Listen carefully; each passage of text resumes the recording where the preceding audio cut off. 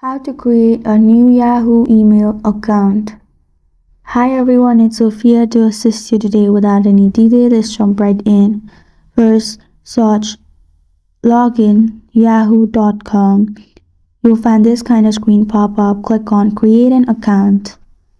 Add your full name, which is first name and last name.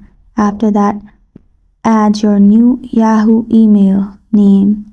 Add your password, your date of birth.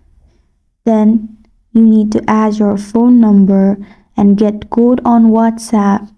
After you enter code from your WhatsApp, your ID will be created.